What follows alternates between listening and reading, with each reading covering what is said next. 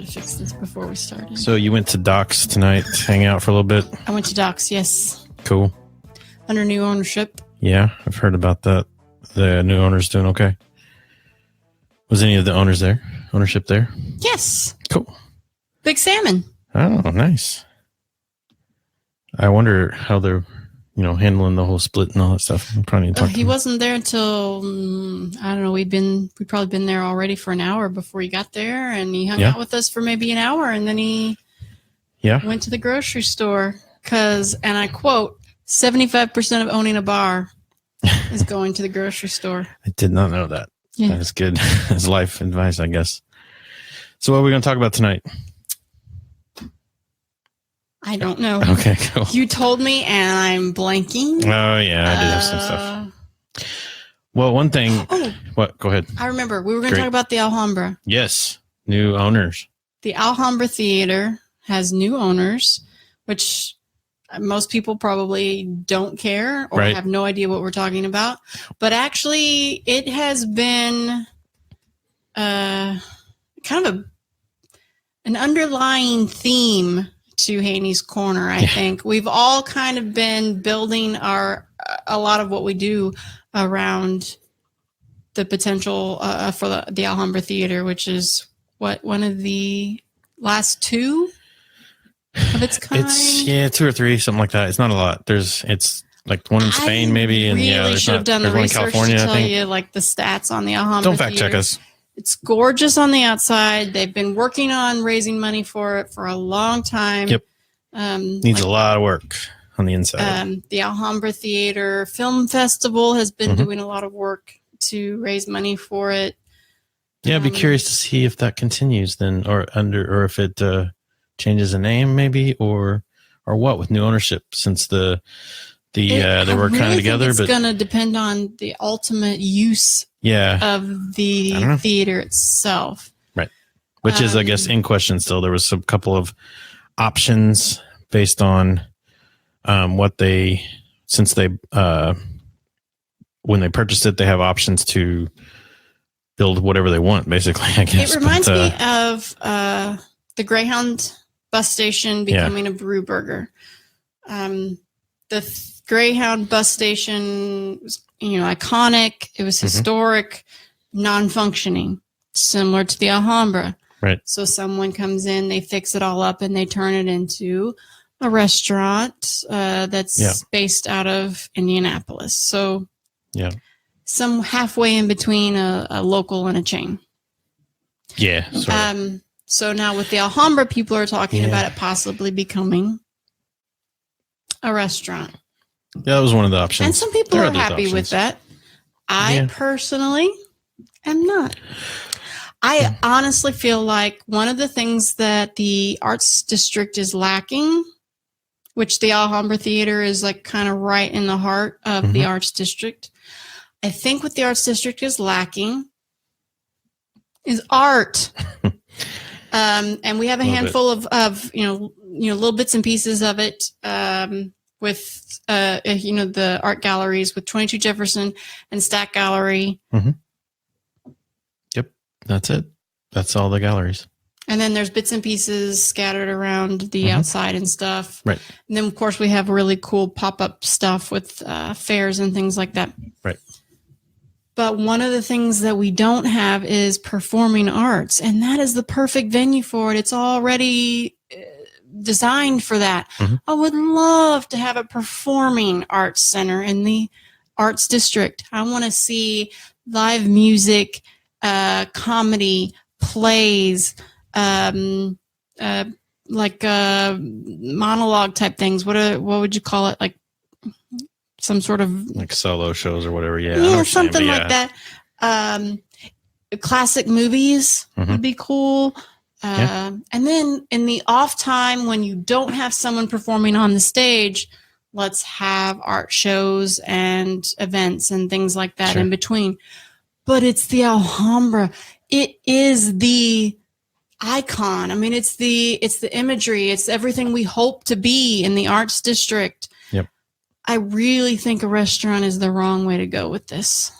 Now, one of the guys that bought it, is Ken Haney III, whose great-great-grandfather, I believe, is I of Haney's saw Corner. him at the George haunted Haney. So Haney's yeah, you met Corner his tour. great-great-grandfather at the Haney's haunted Haney's. But so that I think I don't know. I've not met him. I've been at where he's been at meetings and stuff, and he seems like a good guy, and people that we know are friends with him. So that helps me believe that there might be some good stuff coming. So who knows? Anything's better than nothing. Yes. Something is definitely, something needs to happen with it. Keeps the exterior facade is better than losing it, like with the Greyhound. Right. But man. Yep. Performing arts in the arts district. Yeah. Plus, then there's that whole yard off to the side that could be used for live outdoor performances. Yeah, I don't know how that's all. That's probably not related. I think that's owned by the city parks or something at this point. I'm not saying. Yeah, I'm just saying. Right. Let's actually get a little bit more art. Hey, Sam likes your hair, by the way. Which comments. Sam? Sam Manette. Yoga Sam. Thanks. Yoga Sam. Shout out. Oh, Mazel Tov bomb to you, Elizabeth Osborne. Elizabeth. The infamous Elizabeth Osborne. Yeah. Yeah. I have high hopes for the Alhambra. I'm glad somebody bought it. I'm glad somebody that actually is invested in friggin' names on the corner. So can you imagine going there one week to see a play, and the next week you see podcast? Yeah, it could be. Maybe we go and watch a podcast. We go watch a reshowing of Big Trouble in Little China. Big Trouble in Little China. I know Corey's into that. A stand-up comic. Sure. The whole range. Right. Yeah. A musician like Channing and Quinn. Oh yeah. Yep. I agree. Yeah. That would be fantastic. I'd be there all the time. Yep. Cool. Yeah, that was the local Evansville big news. I think probably the biggest news in the last couple of days, I think. So, yeah. And whoever owns it better work with Malcolm Cook. Yeah. Well, yeah, like I said, we'll see. Who knows about the film festival? No one has a bigger heart for that building. So yeah. Right. No, there are going to be fights. I've seen people who are very passionate about the Alhambra, and if it is not what they're envisioning, there's going to be some yelling, some screaming, some crying. It'll be great. No Dave Matthews, Sam. Sorry, we don't. I may get to that point, but I'm not yet. I'll wait and see what they do with it. I just remember being at a meeting where somebody was arguing about flat versus sloped floor, and it got pretty heated. I'm team slope. Yeah, well, there's no fiscally, I don't think you can flatten it.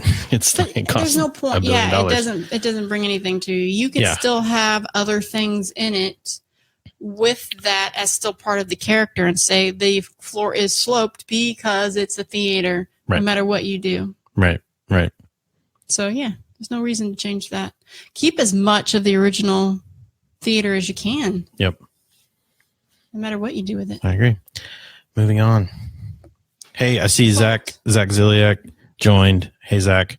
I don't know. He's Pizza Quest. I talked to, we haven't met, but we met through a Facebook group. But anyways, talked to Clark.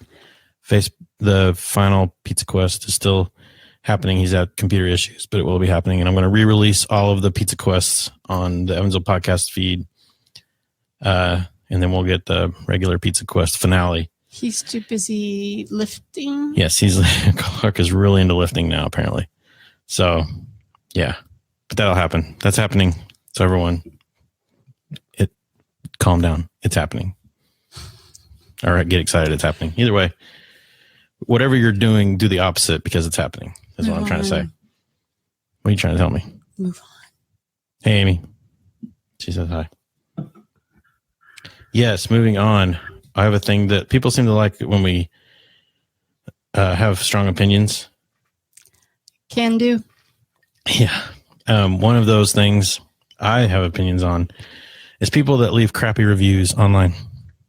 And by crappy reviews, I'm going to say they haven't even used the product or something. Like, for example, I was looking up a toy today for Willow, the snap circuits thing. Mm-hmm. So one of the, and I wrote down the comment because somebody asked the question, will that set work or interchange pieces with the snap circuits junior? And the answer was, not sure. Sorry. If you're not sure, don't answer. Why are you answering? Why did you take the time? It makes no sense to me. To get involved in that. There are other people that can answer that question. You don't know. Just leave it alone. Yeah. The product seems really cool, but I only give it 4 stars because I haven't actually tried it. Yeah. What? Or yeah. Oh, go ahead. No, go ahead. I was just going to say, I've seen recipes where people will say, this recipe is awesome, but instead of using this, I use this, this, and this. Yeah, that was on my list. Completely different?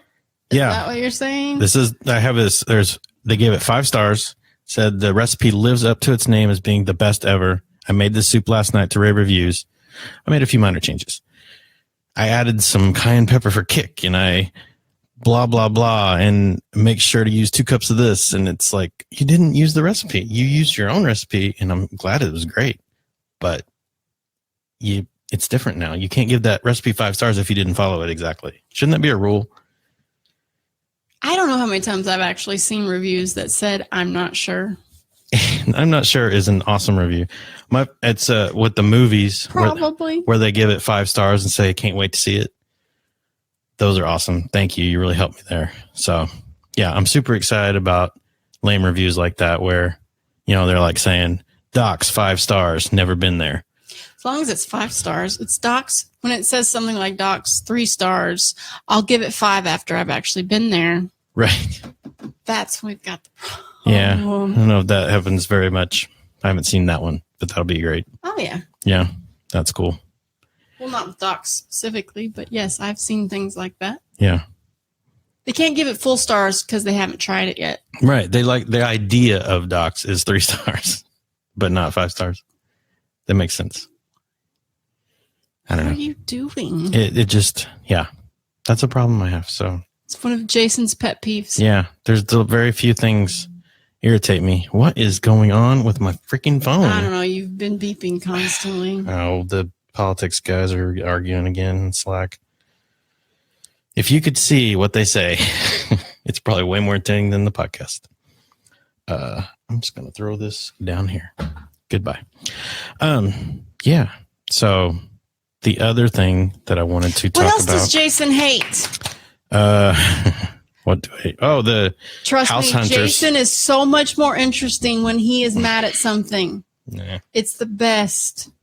I love watching House Hunters with you because it's one of the few times you actually will talk to the television and get mad. House Hunters or something along those lines where they'll be like, I carve, things out of driftwood. Yeah. And my husband's a youth pastor. I'm an unemployed youth pastor, and our budget $3 million. Yeah, $3 million. And I have to have a guest room because sometimes when my parents come over.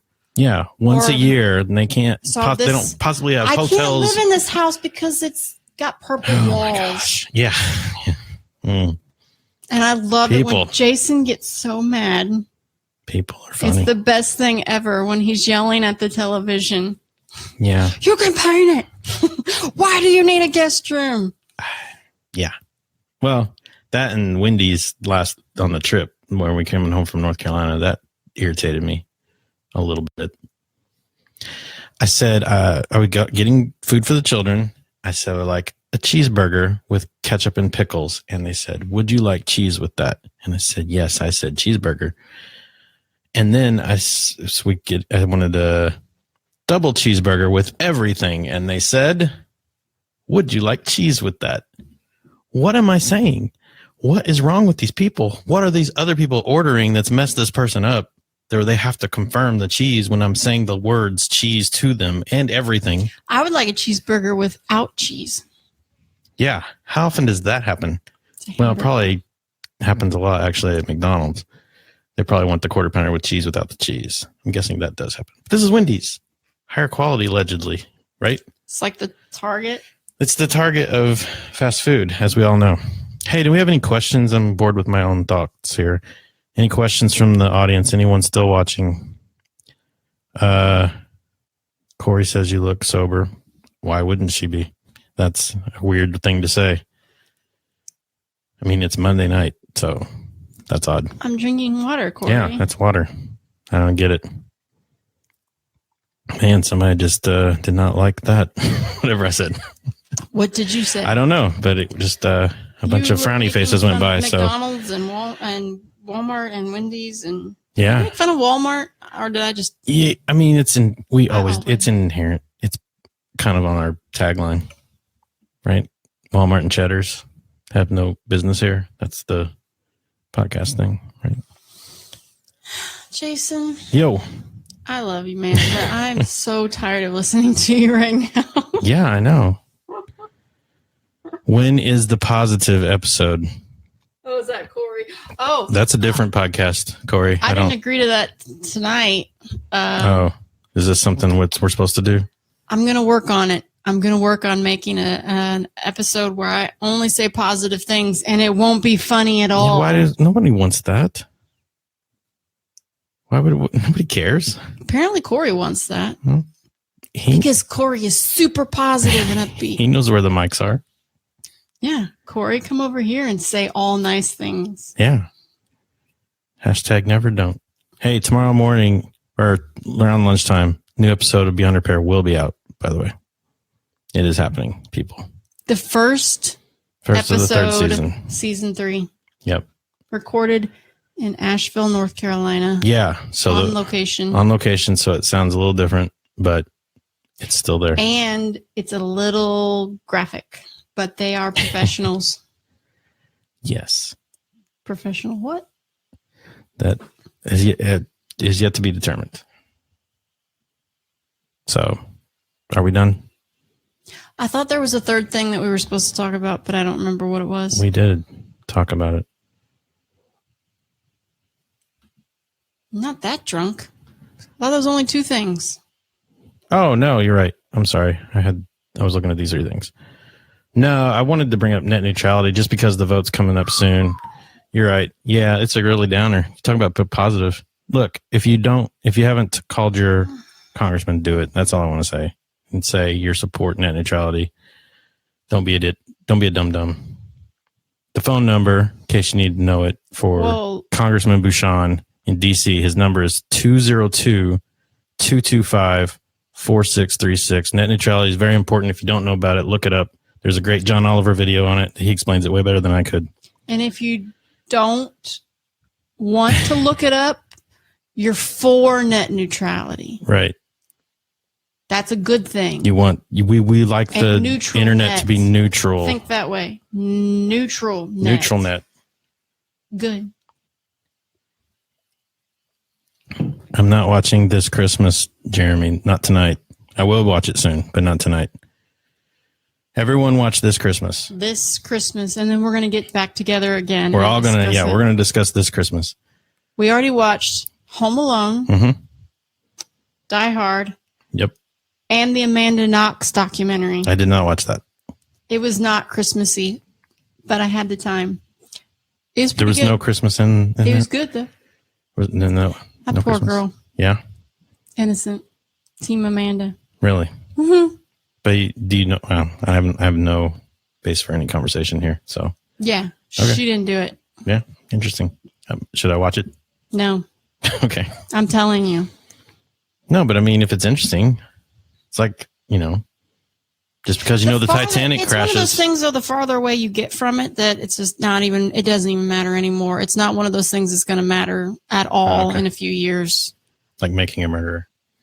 No, that one's actually kind of cool. Making a Murderer is cool because I don't even know where I was going with that. It's good.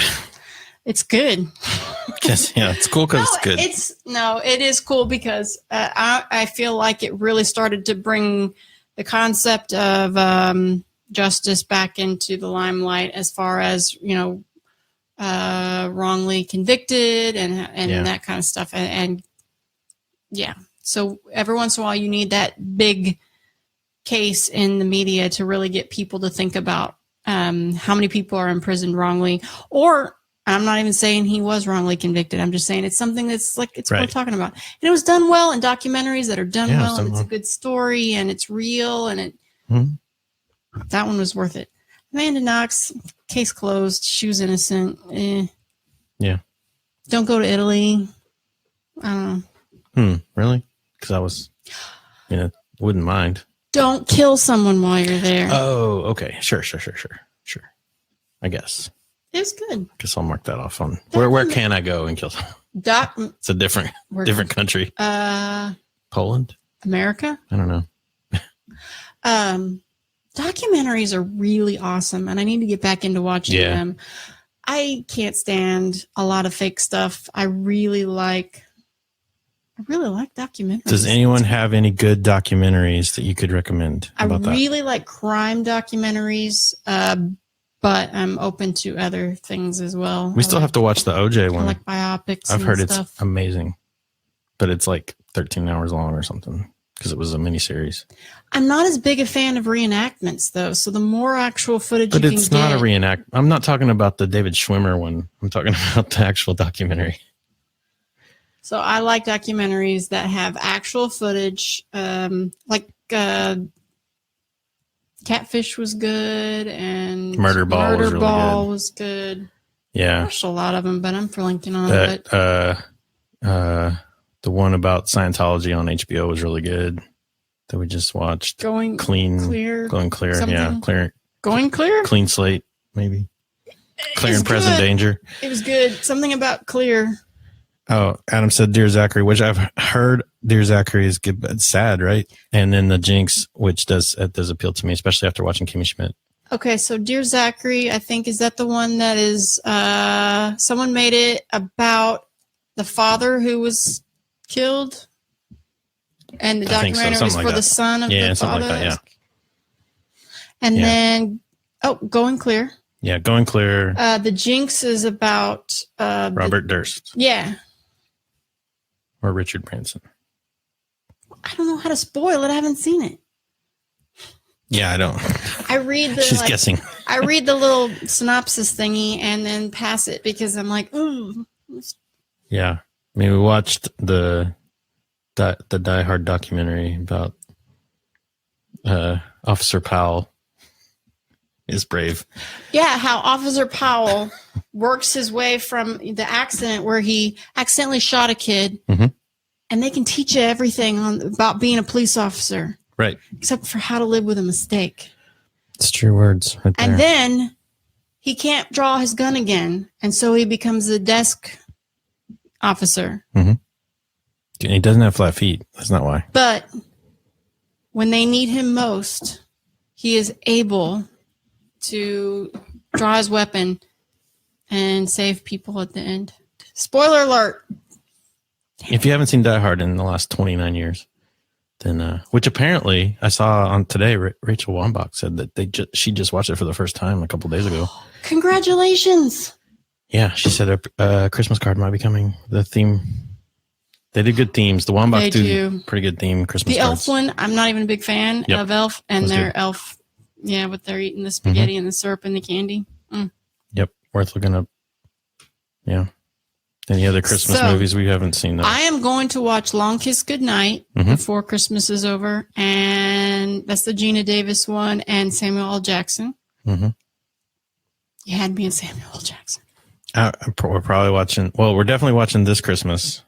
So we can have. So we're gonna watch this Christmas. So we can talk to the Benties on the podcast, and probably The Grinch with Jim Carrey. I don't know. The kids seemed out on that this year, so I don't watch most of my movies with the kids. Yeah, I don't know. Sad. They're grown up. But that's probably what's left on my list before Christmas. I kind of want to see Lethal Weapon this year.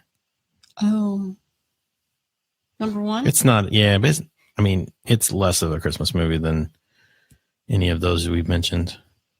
It's more of a takes place at Christmas than a actual Christmas theme, but let's do it. That's the one where he's on the toilet, right? With the bomb. That's two. That's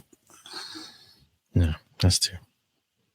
One's Gary Busey. The girl who's underwater in the Letterman's jacket. That's number 2, isn't it? That's 2. Because he's a Russian diplomat.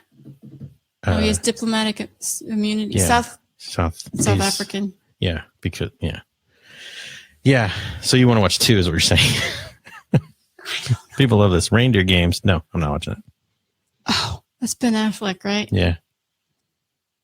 Yeah, they're actually. I won't watch Reindeer Games, but if you go to How Did This Get Made, there's an episode where they do Reindeer Games, and it has one of the most amazing 5 minutes of dialogue ever, where they figure something out about reindeer games, and it's amazing.